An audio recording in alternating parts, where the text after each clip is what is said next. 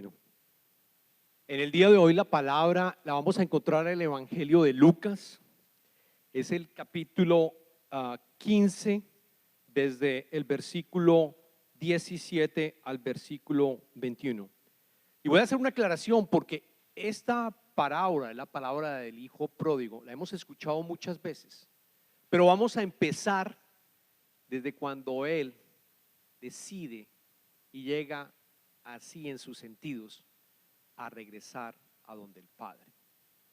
Entonces vamos a leer a partir del versículo 17. Por fin recapacitó y se dijo: ¿cuántos jornaleros de mi padre tienen comida de sobra y yo aquí me muero de hambre? Tengo que volver a mi padre y decirle: papá, he pecado contra el cielo y contra ti. Ya no merezco que se me llame tu hijo. Pero el padre ordenó a sus siervos: pronto, traigan la mejor ropa para vestirlo, póngale también un anillo en el dedo y sandalias en los pies.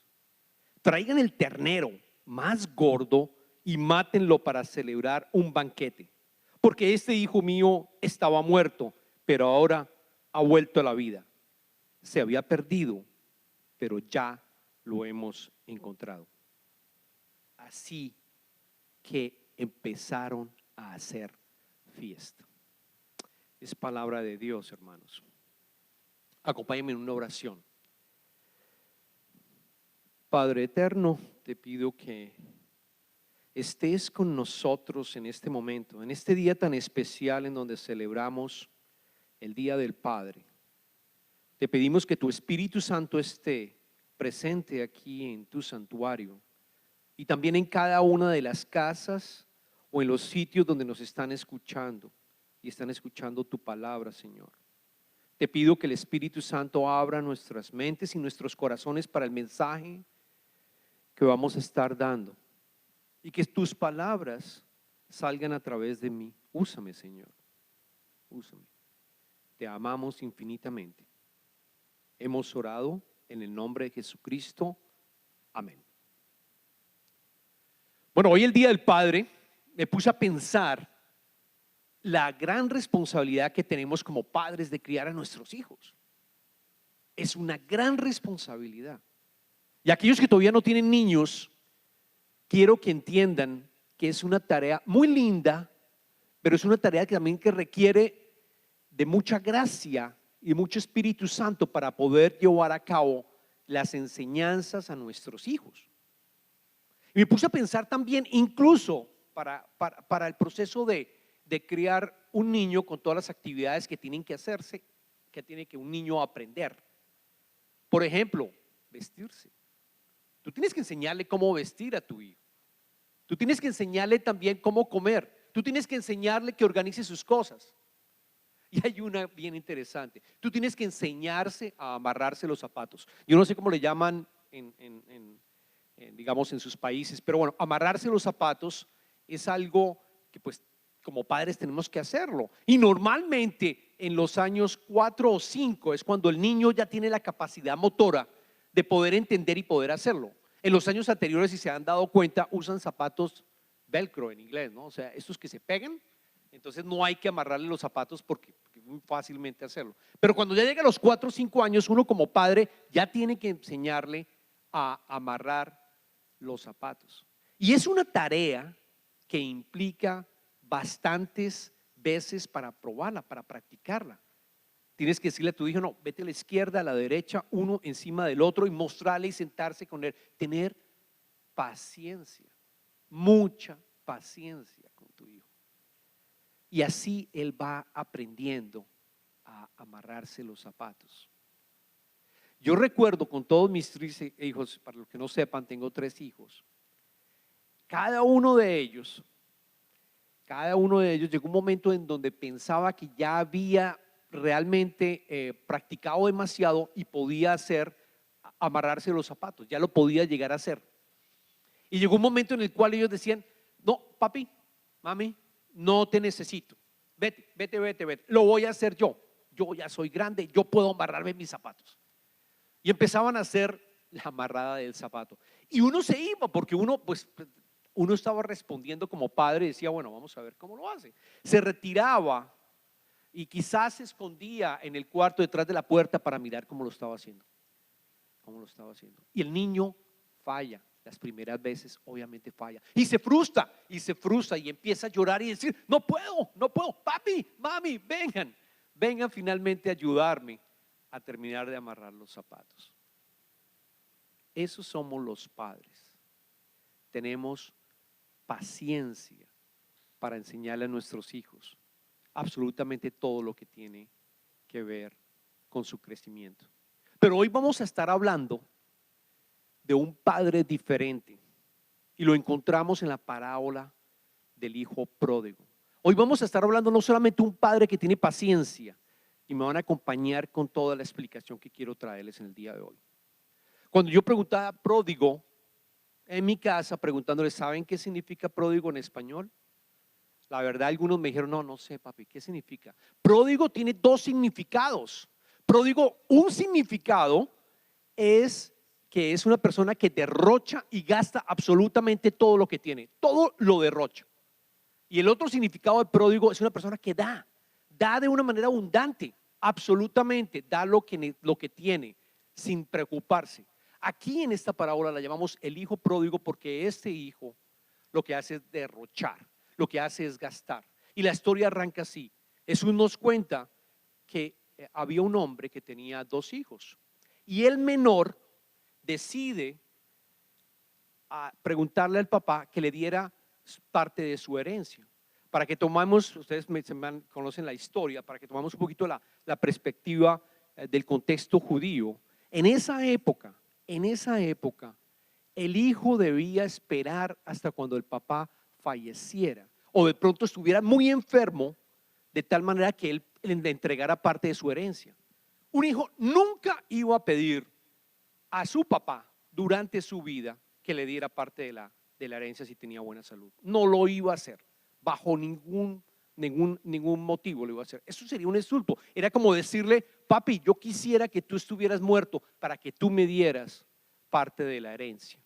Sería muy, pero muy duro. Y en la ley judía, en Deuteronomio, nosotros leemos que cuando un hijo se portaba mal y no obedecía, el papá podía llevarlo perfectamente a donde los ancianos, a los ancianos, ellos lo iban a juzgar, incluso lo podían golpear y llegar a matarlo a pedradas. Así de fuerte era la ley en aquella época. Entonces imagínense cuando Jesucristo le cuenta a todos los que estaban allí y les dice esta historia. Yo me imagino que estarían diciendo, no, pero ¿cómo papá, que lo mate, que manden a los ancianos, ¿cómo se le atreve a pedirle esto? Y el hijo debería tener entre unos 18 y 20 años. La razón por la cual es porque no estaba casado. En esa época ellos más o menos duraban hasta los 20 años y después se casaban. Luego 18 y 20 años le pide a su papá que le dé parte de la herencia. Me imagino la cara de todos los que estaban escuchando a Jesucristo. Qué falta de carácter de ese niño.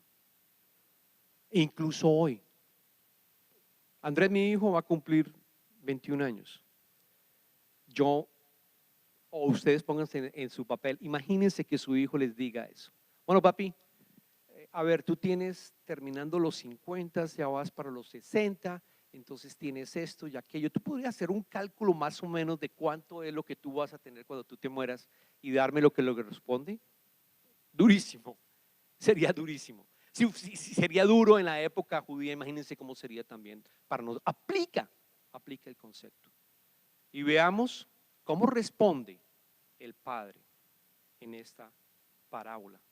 Precisamente el padre le entrega lo que le correspondería. Lo deja ir. No le pregunta dónde va. No le pregunta qué va a hacer con ese dinero, mijo. ¿Qué es lo que va a estar haciendo? No, lo deja ir sin hacerle ningún cuestionamiento. Es un padre que si su hijo quiere pecar, lo va a dejar ir. Es el Padre Celestial. Es Dios Padre, es Jehová que te va a dejar ir. Con el dolor te deja ir.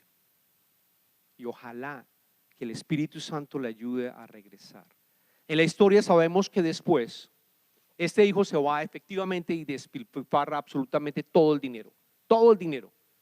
Después sabemos que incluso estuvo con prostitutas, o sea, gastó absolutamente todo en fiesta y se acabó absolutamente todo el dinero que tenía. Él había ido a un país vecino y en ese país hubo una escasez de hambruna. Luego el hijo empieza a tener dificultades serias. Se acabó su dinero, se le acabó su dinero cómo sostenerse, no tenía cómo alimentarse, le toca ir a trabajar.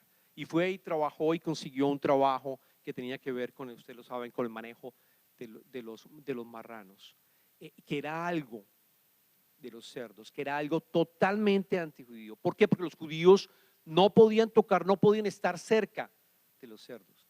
Eso significaba una impureza completamente.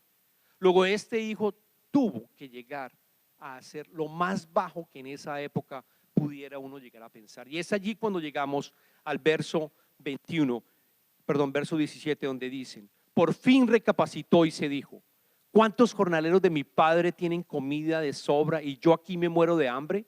Tengo que volver a mi padre y decirle: papá, he pecado contra el cielo y contra ti. Ya no merezco que se me llame tu hijo.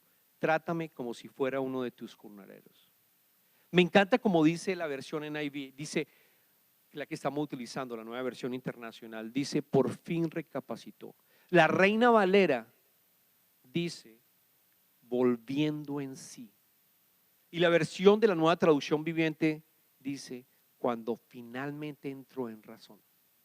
Las tres expresiones nos están mostrando que el hijo vuelve en sí, como que despierta de lo que está pasando. Él se da cuenta, se dio cuenta que estaba solo, que tenía hambre, tanta hambre que tenía. La escritura nos dice que de pronto veía que hasta los cerdos tenían más alimentos que él para comer. Se dio cuenta que sus amigos ya no estaban con él y no tiene el padre, y cae en sí, se da cuenta de su pecado y dice: yo voy a volver a donde mi padre y yo voy a ir a decirle a mi padre que he pecado contra Dios y contra él, y que por favor me trate como un jornalero. Para que ustedes sepan, existían tres tipos de trabajadores en esa época.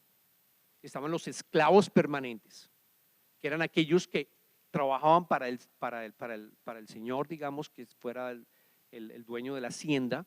Por toda su vida deberían de trabajar. Aquellos que eran esclavos temporales, que le debían algo y tenía que pagarlo pagándole con trabajo. El segundo, en esos dos se les daba techo, se les daba alimento.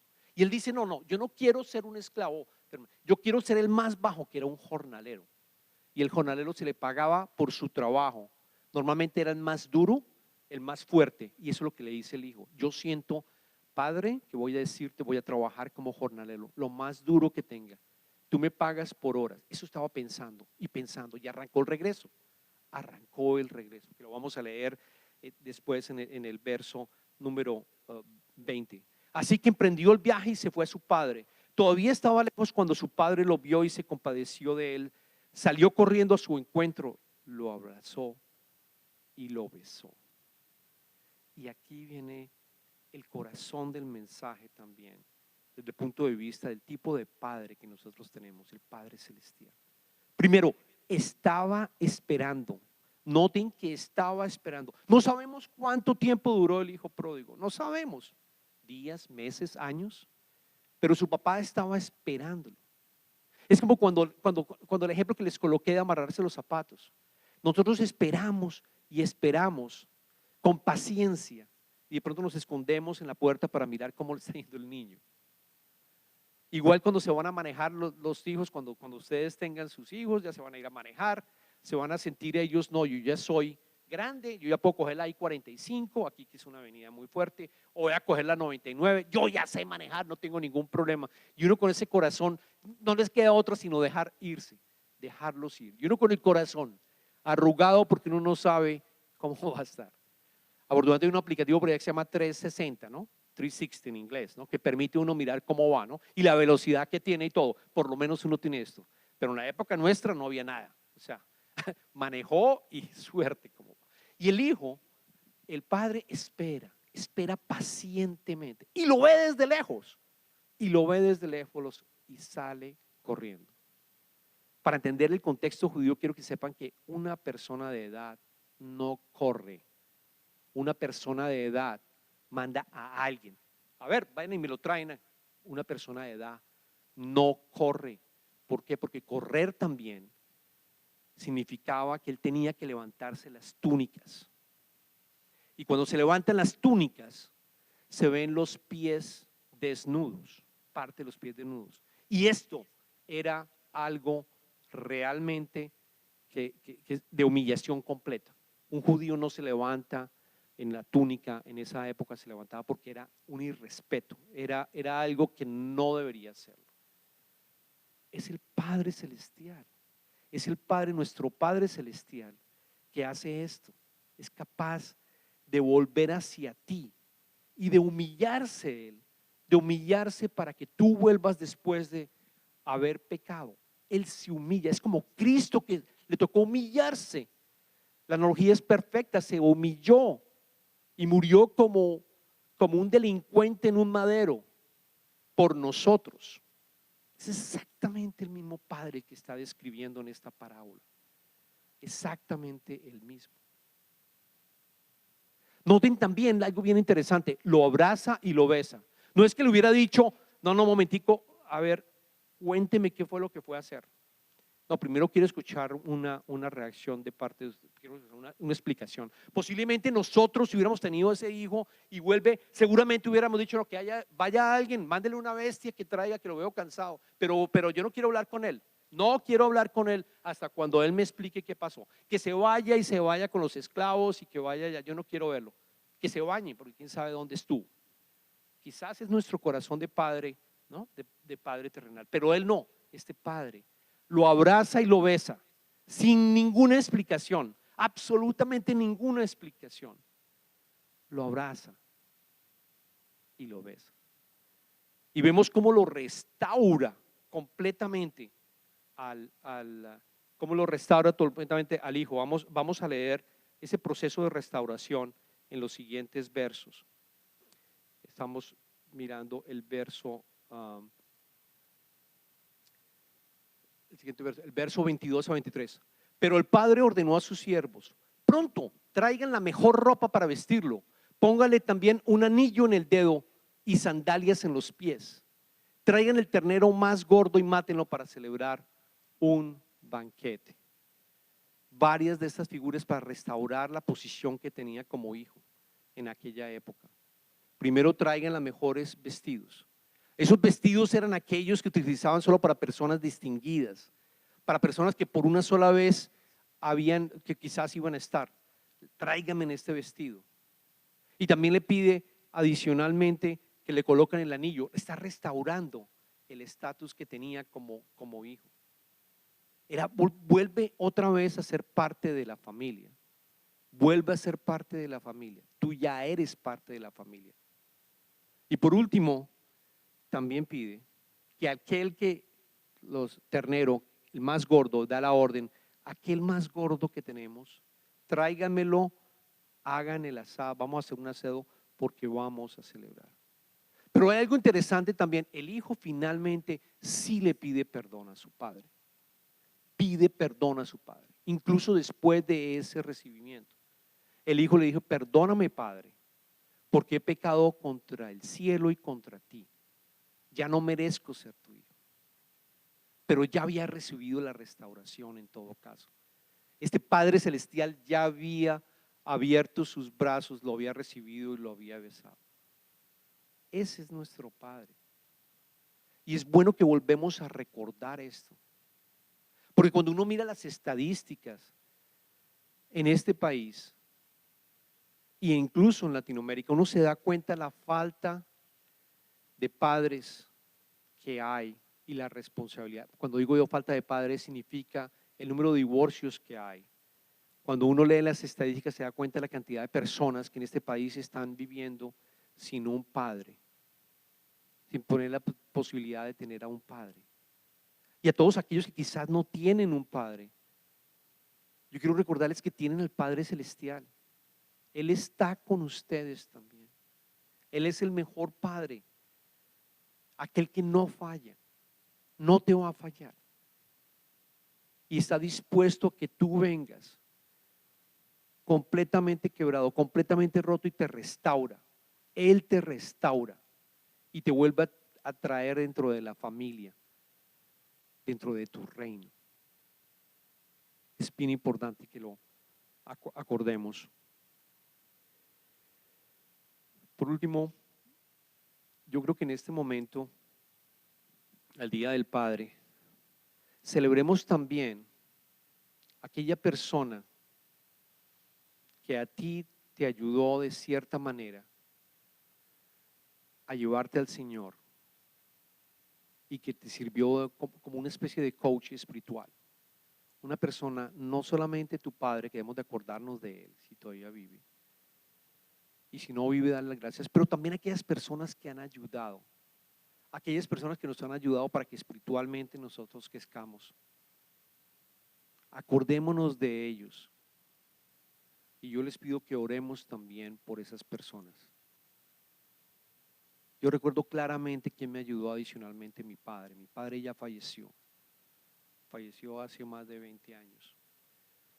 Y fue mi tío, el hermano de mi padre. Y él siempre estuvo dirigiéndonos hacia la palabra, absolutamente todo el tiempo. Estuvo comentándonos sobre el Señor, sobre por qué vino Jesucristo, todo el Evangelio. Era una persona que siempre estaba disponible para nosotros, a todos nuestros hermanos, y respetamos de una manera inmensa. Él también ya falleció. Yo les pido que ahora que continuamos el servicio, acordémonos de él, y ahora que vamos a empezar las oraciones al final, oremos por ellos. Y oremos por este país también, para que hayan también personas que ayuden a todos estos hijos que no tienen padre presencial. Que sirvamos también como voluntarios a ayudarles, a mostrarles la verdad, a mostrarles que es un padre que está con nosotros, es un padre que nos abre las manos y nos abraza y nos dice: yo te recibo, no tienes que darme explicaciones, yo te recibo y yo te restauro. Les pido que oremos.